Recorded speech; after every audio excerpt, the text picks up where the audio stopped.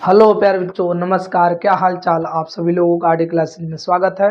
प्यारे बच्चों, मैं केमिस्ट्री का एक नया वीडियो लाया हूं आप सभी लोगों के लिए। आज का जो हमारा लेक्चर होने वाला है, आज का हमारा 7वां लेक्चर है, जिसमें हम लोग पढ़ेंगे प्यारे बच्चों नॉर्मलता। ठीक है जिसमें हम लोग क्या पढ़ेंगे? नॉर्मलता। तो चलिए क्लास को लेट ना करते हुए हम क्लास को कंटिन्यू करते हैं, स्टार्ट करते हैं। आप लोग प्यारे बच्चों हमारे वीडियो को शेयर करें, लाइक करें, चैनल को सब्सक्राइब करें। यदि आप 2026 में बोर्ड का एग्जाम देंगे प्यारे बच्चों, तो आपके लिए ये वीडियो ज़्यादा महत्वपूर्ण साबित होने वाला है। ठीक है, तो प्यारे बच्चों वीडियो को देखना ना भूलें, शेयर करना ना भूलें। वीडियो कैसा लगा कमेंट जरूर करें। ठीक है चलिए प्यारे बच्चों क्लास को करते हैं कंटिन्यू। तो चलिए प्यारे बच्चों, आज का जो टॉपिक है हमारा, मैं आप लोगों से पहले बोला कि आज का हमारा जो टॉपिक है वो हमारा टॉपिक क्या है? क्या है भाई हमारा टॉपिक? कहीं कुछ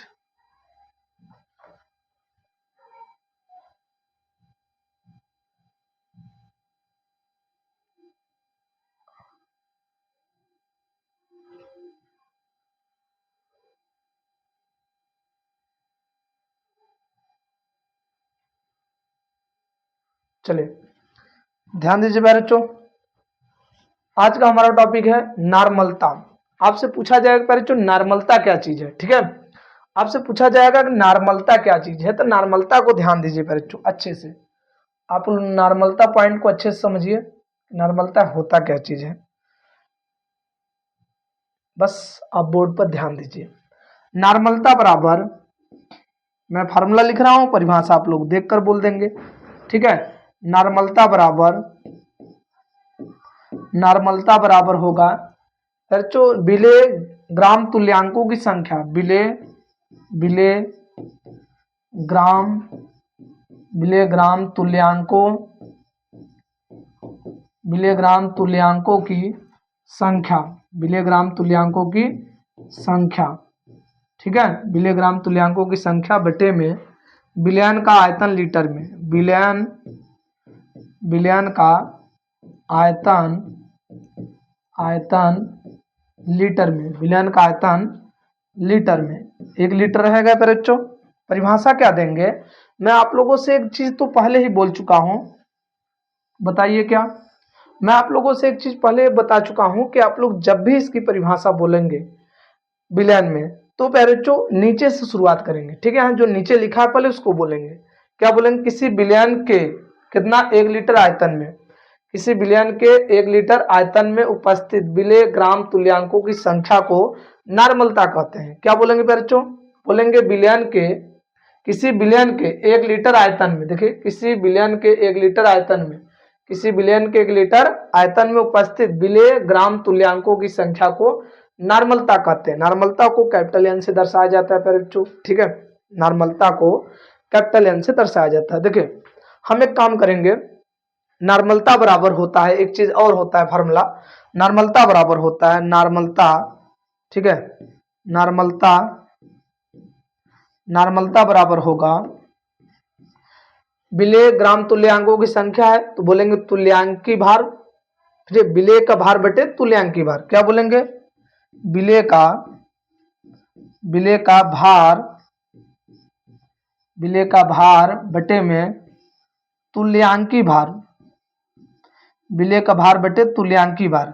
ठीक है, विलेय का भार बटे तुल्यांकी भार, तुल्यांकी भार, विलेय का भार बटे तुल्यांकी भार बटे विलयन का आयतन लीटर में, विलयन विलयन का आयतन। ठीक है, विलयन का आयतन। अब ध्यान दीजिए प्यारे बच्चों, विलयन का ये क्या है? आयतन। विलयन का क्या है? आयतन। अब इसको प्रतीक के रूप में लिखना होगा तो कैसे लिखेंगे? प्रतीक के साथ। तो प्रतीक के रूप में लिखना है, प्रदर्शित करना है, तो ध्यान दीजिए नॉर्मलता को कैपिटल एन से, समझ रहे हैं नहीं? विलेय के भार को डब्ल्यू बी से, तुल्यांकी भार को ई से।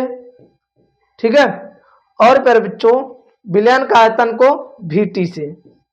ठीक है, ई कहाँ उतर जाएगा? नीचे।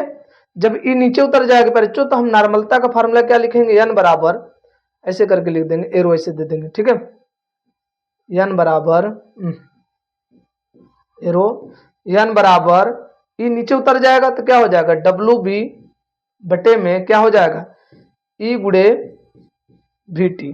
ठीक है, ई गुड़े क्या हो जाएगा, वी टी। ये हमारा ये जो फार्मूला है बच्चों, ये तब लगाएंगे जब हमारा विलयन का आयतन किसमें दिया रहे, लीटर में। ये तब फार्मूला लगाएंगे जब विलयन का आयतन हमारा किसमें दिया रहे, लीटर में। यदि यही मान लीजिए हमारा विलयन का आयतन लीटर में ना दिया हो तो हम कैसे फार्मूला का यूज करेंगे, मैं इस चीज को बताने वाला हूँ। तो बच्चों आप लोग पहले इतने का ले लीजिएगा स्क्रीनशॉट। हमारी बात समझ में आ रही कि नहीं आप सभी लोगों को, कमेंट करें। हमारी बात आप सभी लोगों को समझ में आ रही है या नहीं आ रही है बताइए। तो बच्चों आप लोगों को नॉर्मलता मैं बता दिया, नॉर्मलता को एक तरह से ऐसे भी लिख सकते हैं, इसके प्रतीक के रूप में मैं यहाँ पर फार्मूला भी बता दिया। आपको किसी भी प्रकार का कोई टेंशन नहीं देना हमारा था, हमारा काम था कि आपको समझाना, और आपका काम था कि आप लोग ध्यान से देखिए वीडियो को और फेयर बनाएं, ये आपका काम है बच्चों। ठीक है तो स्क्रीनशॉट ले लीजिए इतने के बच्चों। चलिए, उम्मीद है कि आप लोग स्क्रीनशॉट ले लिए होंगे। तो चलिए अब आगे चलते हैं। एन बराबर क्या है प्यारे बच्चों, बताइए। एन बराबर क्या था, डब्ल्यू बी गुड़े क्या था, कुछ नहीं था, बटे में क्या था, ई गुड़े वी टी। यही था फार्मूला। ये फार्मूला तब यूज करेंगे जब विलयन का आयतन किस में दिया, लीटर में। यदि मान लीजिए हमें विलयन का आयतन लीटर में न देकर विलयन का आयतन हमें दे दिया एमएल में, तो फार्मूला कैसे यूज करेंगे, एन बराबर डब्ल्यू बी गुड़े 1000 करेंगे, बटे में मैं मूलरता नॉर्मल मूलरता और मूलरता में ये चीज आपको समझाते चला आ रहा हूं। ई गुड़े क्या हो जाएगा, वी टी, लेकिन ये यहाँ पर जो आयतन है वो किस में रहना चाहिए, एमएल में। ठीक है, ये जो आयतन हो किस में रहना चाहिए, एमएल में। अब जहां करके लिख लीजिए, समझने के लिए कौन क्या क्या चीज है, ये हमारे लिए सबसे बड़ी जरूरी बात है। यन क्या है, नॉर्मलता। यन क्या है, नॉर्मलता। यन है हमारा नॉर्मलता, नॉर्मलता। और बच्चों ये क्या है, तुल्यांकी भार। यह है तुल्यांकी भार। ठीक है, और बताइए वीटी क्या है, विलयन का आयतन, विलयन का आयतन, विलयन का आयतन। और प्यारे बच्चों बताइए डब्ल्यू बी क्या है, विलय का भार, विलय का भार। ठीक है, डब्ल्यू बी क्या है भाई लोग, विलय का भार। ठीक है, अब एक चीज आपको मैं बता दूं कि हम तुल्यांकी भार ज्ञात कैसे करेंगे। सबसे बड़ी जरूरी बात यह है कि तुल्यांकी भार को हम निकालेंगे कैसे।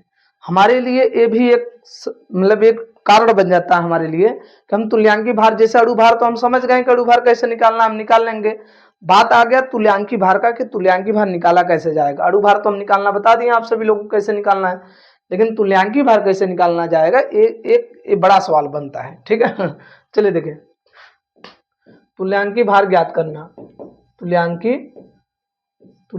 भार ज्ञात करना, तुल्यांकी भार ज्ञात करने का फार्मूला होता है बच्चों, ई बराबर हो जाएगा, क्या हो जाएगा, अणु भार बटे में, अणु भार बटे में क्या लिख सकते हैं, यन।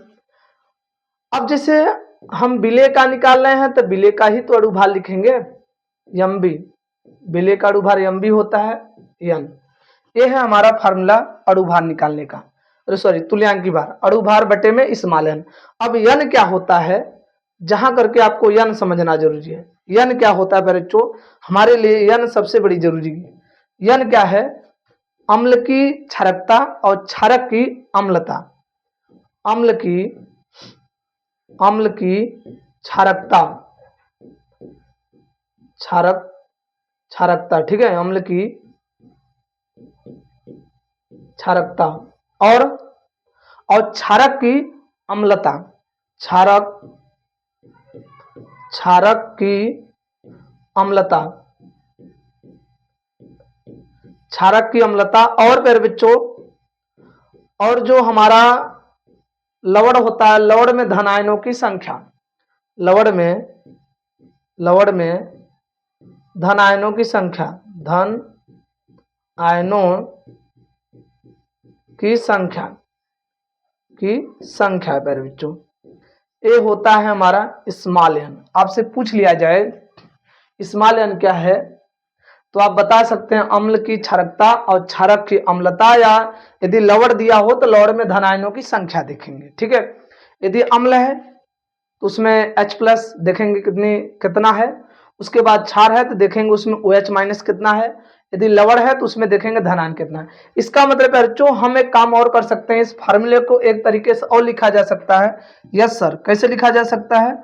हम लिख सकते हैं WB गुणे 1000 बटे में, जहां ई है वहां पर हम क्या लिख सकते हैं, MB बटे में स्मॉल एन। तो MB बटे जब स्मॉल एम लिखेंगे बच्चों, MB बटे में स्मॉल एन गुणे VT, तो एन कहाँ चला जाएगा, स्मॉल एन ऊपर चला जाएगा। मतलब ये फार्मूला किस तरह से हो सकता है, स्मॉल एन गुणे WB गुणे 1000 बटे में बच्चों क्या लिख सकते हैं, बटे में लिख सकते हैं MB गुणे VT।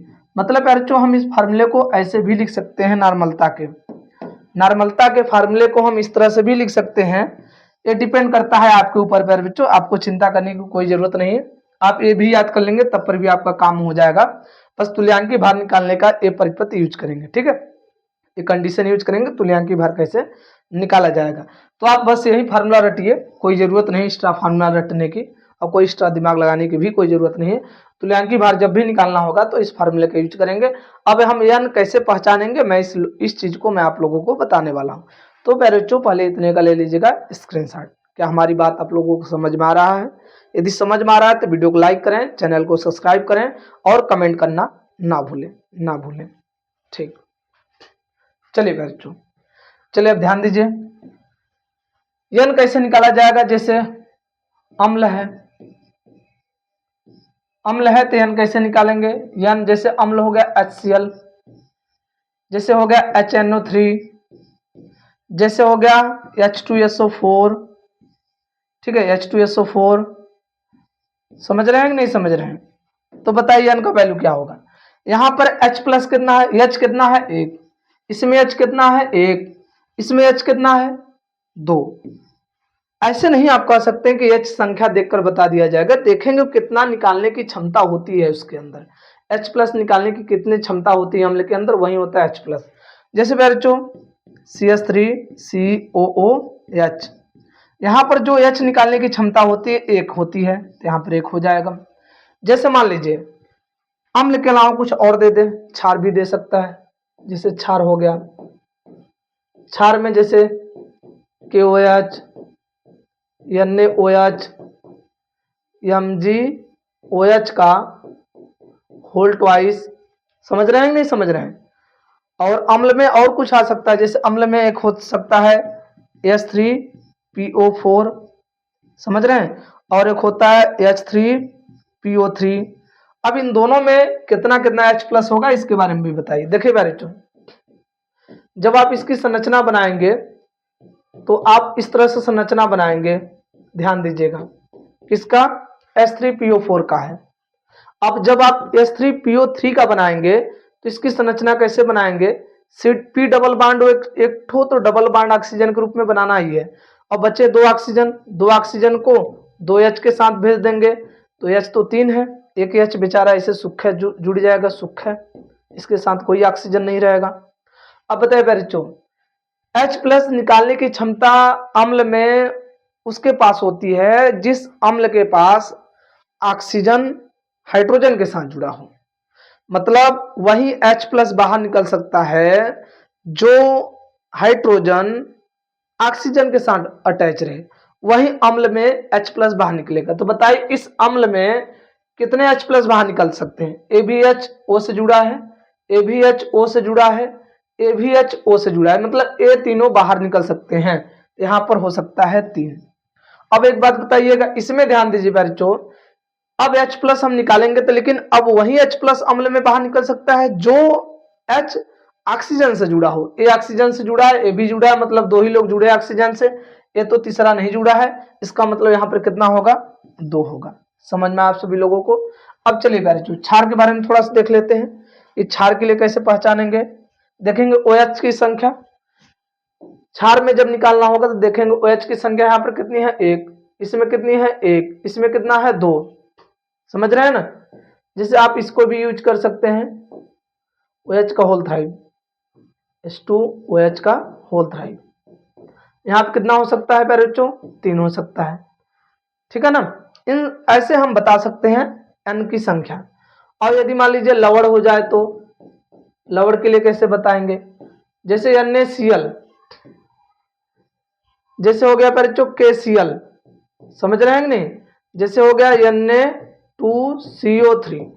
बताइए इसमें जो पहला परमाणु होता है वही हमारा धन आयन होता है, तो इसमें H सोडियम पहला परमाणु है तो कितना है, सोडियम 1 है, तो N का वैल्यू क्या होगा, धनायनों की संख्या।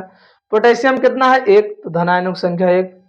बताइए इसमें सोडियम कितना धनायन, हमारा पहला जो परमाणु होता है वही धनायन होता है, तो पहला परमाणु कितना है 2, तो N का वैल्यू हो जाएगा 2। क्लियर हो गया आप सभी लोगों को प्यारे बच्चों कि अम्ल में N की वैल्यू कैसे निकालेंगे, क्षार में कैसे निकालेंगे, लवण में कैसे निकालेंगे, मैं आप लोगों को बता दिया बेहद आसान तरीके से। आपको कहीं भी किसी भी प्रकार का टेंशन लेने की जरूरत नहीं है। मैं अब प्रश्न को आप लोगों को बता रहा हूं, बस आप प्रश्न को ध्यान दीजिए, आपको समझ लीजिए, आंसर आपके सामने हो जाएगा। किसी भी प्रकार को आपका टेंशन नहीं खत्म होगा सॉरी आपको टेंशन नहीं होगा, हर प्रकार से आपके टेंशन खत्म हो जाएंगे प्यारे बच्चों। सॉरी जो मैं आप लोगों के लिए बोल दिया, दिल से सॉरी प्यारे बच्चों, ठीक है। आप लोग स्क्रीनशॉट ले लीजिए। चलिए बहुत अच्छी बात है, आप सभी लोगों को क्लियर हो गया है प्यारे बच्चों। अब इस पर आधारित कुछ क्वेश्चन की बात कर लिया जाए। जिससे देखिए इसमें 80 ग्राम NaOH को जल में घोलकर 500 ml विलयन बनाया गया, तो विलयन की नॉर्मलता ज्ञात करने के लिए बोला है। तो प्यारे बच्चों NaOH का भार दिया है, NaOH आपका विलेय है, तो विलेय का भार WB से लिखते हैं, कितना दिया है 80 ग्राम। और बताइए हमें तुल्यांकी भार चाहिए, तुल्यांकी भार तभी निकालेंगे जब हमें तुल्य मतलब कि अणु भार पता हो, क्योंकि तुल्यांकी भार का फॉर्मूला होता है अणु भार बटे में स्मॉल n।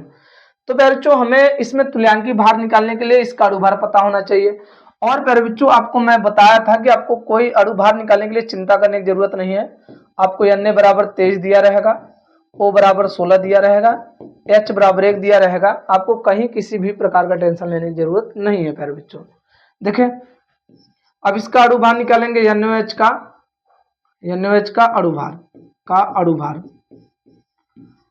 भार Mb बराबर कैसे निकालेंगे, N की संख्या 1, मान कितना है 23, प्लस लगाइए ऑक्सीजन की संख्या 1, मान कितना है 16, फिर प्लस लगाइए, आगे चलिए H की संख्या कितनी है 1, मान कितना है 1, बताइए Mb बराबर कितना हो जाएगा 23 प्लस 16 प्लस 1, कितना आ जाएगा बच्चों Mb बराबर आ जाएगा 40 AMU। कितना आ जाएगा बच्चों 40 आ जाएगा आपका 40 AMU, 40 AMU atomic mass unit. और बताइए हमें तुल्यांकी भार चाहिए, तुल्यांकी भार के लिए स्मॉल n कितना है प्यारे बच्चों, तुल्यांकी भार के लिए स्मॉल n कितना है बताइए जरा, स्मॉल n कितना है, तुल्यांकी भार के लिए स्मॉल n कितना है, तुल्यांकी भार के लिए स्मॉल n कितना है तो बता दीजिए। चलिए बच्चों स्मॉल n कितना होगा बताइए, स्मॉल n होगा 1, क्योंकि ये क्षार है NaOH, तो NaOH में OH की संख्या 1 है। तुल्यांकी भार E बराबर फार्मूला क्या होता है Mb बटे में स्मॉल n। बताइए Mb का मान कितना है 40, Mb का मान कितना है बच्चों 40, लिखेंगे यहाँ पर 40, Mb का मान है आपका 40, यहाँ पर लिखेंगे Mb बटे में स्मॉल n। Mb का मान कितना है बच्चों, Mb का मान है आपका 40 बटे में 1, कितना आ जाएगा तुल्यांकी भार बच्चों 40 आ जाएगा, ठीक है। तुल्यांकी भार आ गया।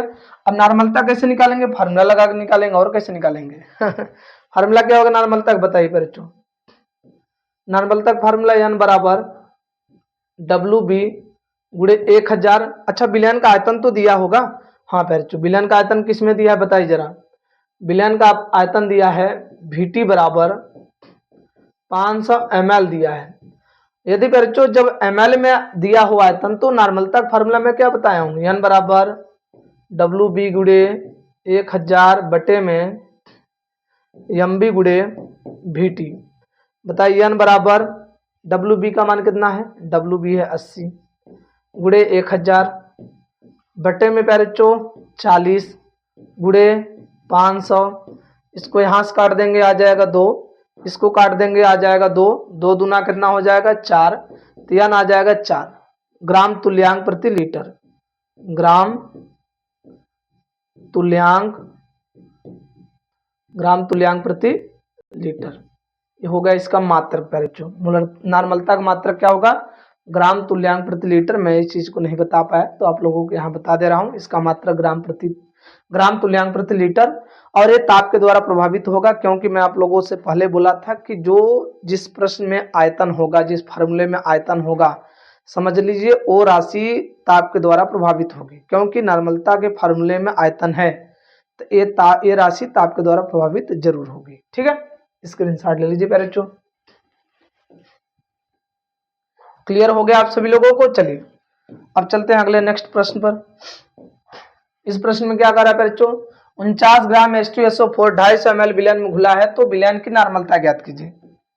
तो 49 ग्राम H2SO4 आपका क्या है, 49 ग्राम H2SO4 विलय है, तो H2SO4 का भार कितना दिया है WB 49 ग्राम। और बताइए, अब हमें नॉर्मलता निकालने के लिए तुल्यांकी भार चाहिए, और तुल्यांकी भार निकालने के लिए हमें अणु भार पहले चाहिए। तो अणु भार निकालने के लिए बच्चों आपको प्रश्न में H बराबर 1 दिया है, S बराबर 32 दिया है, आपको ये चीज याद करने की जरूरत नहीं है। और O बराबर कितना दिया है 16। आपको इस चीज को याद नहीं करना है, ना इस चीज को टेंशन में दिमाग में अपने रखना है कि कितना होगा। ठीक है, प्रश्न में दिया रहेगा, कहीं दूर दूर तक टेंशन नहीं ले लेना है। बताइए H2SO4 का क्या निकालेंगे, अणु भार। अणु भार क्या लिखेंगे, MB।